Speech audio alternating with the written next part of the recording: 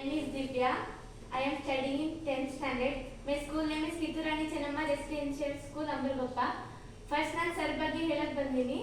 ಏನಪ್ಪಾ ಅಂದ್ರೆ ಇದು ಸರ್ ಬರೋಕ್ಕಿಂತ ಮುಂಚೆ ನಮ್ಮ ಕ್ಲಾಸಲ್ಲಿ ಎಲ್ಲರೂ ಆಲ್ಮೋಸ್ಟ್ ರಿಸಲ್ಟಿನ ಬಗ್ಗೆ ತುಂಬಾ ಟೆನ್ಷನ್ ಮಾಡ್ಕೊಂಡಿದ್ವಿ. ಎಂತ ಓದ್ಬೇಕು ಇಷ್ಟೇ ದಿನ ಇರೋದು. ನಾನು ಕೂಡ ಅಷ್ಟೇ ಓದ್ಬೇಕು, ಮೈಂಡ್ ಫುಲ್ ಭಾರ ಆಗಿತ್ತು, ನಂದಂತೂ ಭಾರ ಆಗಿತ್ತು. ಯಾವಾಗ ಓದ್ತೀವೋ ಯಪ್ಪ ಎಷ್ಟು ಸ್ಕೋರ್ ಆಗುತ್ತೋ ಏನೋ, ಈಗ ಈ ಸ್ಟೇಟ್ ಲೆವೆಲ್ ರಿಸಲ್ಟ್ ಬೇರೆ ಇಷ್ಟ ಆಗಿದೆ ಅಂತ ಎಲ್ಲರೂ ಅನ್ಕೊಂಡಿದ್ವಿ. ಸ್ಟಾರ್ಟಿಂಗ್ ಸರ್ ಬಂದಾಗ ಸರ್ ತುಂಬಾ ನಗ್ಸಿದ್ರು. ಅದೇ ನನಗೆ ನಗುನೇ ಬರ್ತಿಲ್ಲ, ಏನಂದ್ರೆ ಏನಾಯ್ತು ಯಪ್ಪ ಸ್ಕೋರ್ ಇಂಪಾರ್ಟೆಂಟ್ ಅಂತ ಅನ್ಸಿತ್ತು. ಆಮೇಲೆ ಬರ್ತಾ ನಾನು ಚೂರು ಕ್ಲಾಸಲ್ಲಿ ಇನ್ವಾಲ್ವ್ ಆದ್ರೆ ಆಮೇಲೆ ನನಗೆ ಇಂಟ್ರೆಸ್ಟ್ ಬಂತು. ಆಮೇಲೆ ನನಗೆ ಹೇಗೆ ಟೈಮ್ ಫಸ್ಟ್ ಹೇಗೆ ಟೈಮ್ ಹೋದಂತಾನೆ ಗೊತ್ತಾಗ್ಲಿಲ್ಲ ನನಗೆ. ಕ್ಲಾಸ್ ಇನ್ನು ಬೇಕು ಅಂತಾನೆ ಅನಿಸ್ತಿತ್ತು. ನಂಗಂತೂ ಬೋರ್ ಅಂತೂ ಆಗ್ಲಿಲ್ಲ. ಆಲ್ಮೋಸ್ಟ್ ನಮ್ಮ ಕ್ಲಾಸಲ್ಲಿ ಎಲ್ಲ ಟೀಚರ್ಸ್ ಮಾಡಬೇಕಾದ್ರೆ ಸರ್ ಬ್ರೇಕಿಗೆ ಹೋಗ್ತೀವಿ, ನೀರು ಕುಡಿತೀವಿ, ಹಂಗೆ ರೀಸನ್ ಹೇಳ್ತಿದ್ರು. For the first time sir ಕ್ಲಾಸಲ್ಲಿ ಯಾರು ಕೂಡ ಇದ್ದೋಗಿಲ್ಲ, ಯಾರು ಕೂಡ ಎಂತ ಸರ್ ಬ್ರೇಕಿಗೆ ಹೋಗ್ತೀವಿ ಅಂತ ಯಾರು ಕೂಡ ಹೇಳಿಲ್ಲ. ಕ್ಲಾಸ್ ಟೈಮ್ ಎಷ್ಟು ಇರ್ತಾ ಇತ್ತು? 1 hour. ಈಗ ಸರ್ ಕೂತ್ಕೊಂಡಿದ್ದು 3 hours. ಅಷ್ಟು ಅಟ್ರಾಕ್ಟ್ ಆಗಿ ಸರ್ ಮಾಡಿದ್ದಾರೆ. ಅಷ್ಟು ಅಟ್ರಾಕ್ಟ್ ಮಾಡೋ ಸ್ಕಿಲ್ ಅವರಲ್ಲಿದೆ. ಅವರಲ್ಲಿರೋ ಸ್ಕಿಲ್ ನಮ್ಮ ಎಲ್ಲರಿಗೂ ಬರಲಿ ಅಂತ ನಾನು ಕೇಳ್ಕೊತೀನಿ. ಆಮೇಲೆ ಎಷ್ಟು ಸರ್ ಬಗ್ಗೆ ಹೇಳ್ಬೇಕಂದ್ರೆ ಅವ್ರ ಸ್ಟೂಡೆಂಟ್ಸ್ ಆಗಿ ನಾವು ಅವ್ರ ಸ್ಪೀಚ್ ಅಂದ್ರೆ ಅವ್ರ ಟೀಚಿಂಗ್ ನಾನು ಕೇಳಿ ತುಂಬಾ ಎಂತ ಪ್ರೌಡ್ ಆಗಿದೆ ನನಗೆ. ಅಂಥವ್ರ ಟೀಚಿಂಗ್ ಕೇಳಕ್ಕೂ ನಾವು ಒಂಥರ ಪುಣ್ಯ ಮಾಡಿರ್ಬೇಕು. ನೆಕ್ಸ್ಟ್ ಈ ಥರ ಚಾನ್ಸ್ ಲೈಫಲ್ಲಂತೂ ಸಿಗಲ್ಲ.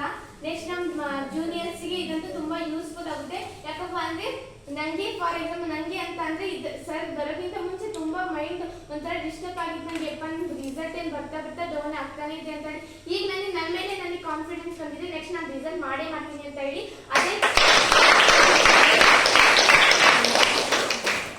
ಅದೇ ತರ ನಮ್ಮ ಜೂನಿಯರ್ಸ್ಗೂ ಕೂಡ ಅವ್ರಿಗೂ ಅಷ್ಟೇ. ಅವ್ರ ರಿಸಲ್ಟ್ ಯಾರೇ ಆಗಿದ್ರು ನಮ್ಮ ರಿಸಲ್ಟ್ ಎಷ್ಟೇ ಜನ ಬಂದಿದ್ರು ನಮಗೆ ಬೇಜಾರಿತ್ತು, ಇನ್ನೂ ಮಾಡ್ಬೇಕಿತ್ತು ಅಂತ ಅನ್ಸುತ್ತೆ.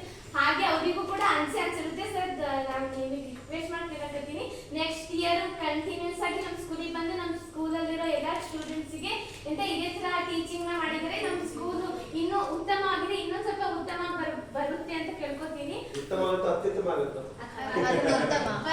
ಫಸ್ಟ್ ಆಫ್ ಆಲ್ ನಾನು ಥ್ಯಾಂಕ್ಸ್ ಹೇಳ್ಬೇಕಿರೋದು ಪ್ರಿನ್ಸಿಪಲ್ ಸರ್ಗೆ. Sir thank you so much. ನಮ್ಮ ಕ್ಲಾಸಿನ ಪರಿಸ್ಥಿತಿನ ಅರ್ಥ ಮಾಡ್ಕೊಂಡು ನಮ್ಮ ಎಲ್ಲರನ್ನ ರಿಸಲ್ಟ್ ಜಾಸ್ತಿ ಹೈ ಆಗಿದ್ದಕ್ಕೆ ನಮ್ಗೆ ಹೆಲ್ಪ್ ಮಾಡಿದ್ದಾರೆ. ನಿಮಗೆ ಆತ್ಮವಿಶ್ವಾಸ ಜಾಸ್ತಿ ಆಯ್ತಾ? ಹೇಗೆ ಪ್ರಶ್ನೆ ಪತ್ರಿಕೆ ಬಂದರೂ ಕೂಡ ಚೆನ್ನಾಗಿ ಬರೀತೀನಿ.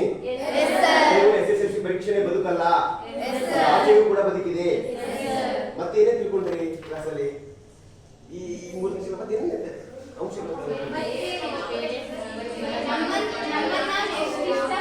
ಪಡ್ಬೇಕು, ನಾವ್ ಯಾರಿಗೋಸ್ಕರನೂ ಇದು ಬರ್ತಿದ್ದಿಲ್ಲ, ನಮಗೋಸ್ಕರ ನಾವು ಬಂದೀವಿ ಅಂತ ಫಸ್ಟ್ ತಿಳ್ಕೊಬೇಕು. ನಮಗೆ ಯಾರು ಫಸ್ಟ್ ಇಂಪಾರ್ಟೆನ್ಸ್ ನಾವ್ ಯಾರಿಗೆ ಕೊಡ್ಬೇಕು, ದೇವ್ರಿಗೆ ಕೊಡ್ಬೇಕಾ ತಾಯಿಗೆ ಕೊಡ್ಬೇಕಾ ಅನ್ನೋ ಇಂಪಾರ್ಟೆನ್ಸ್ ತಿಳ್ಕೊಂಡ್ವಿ.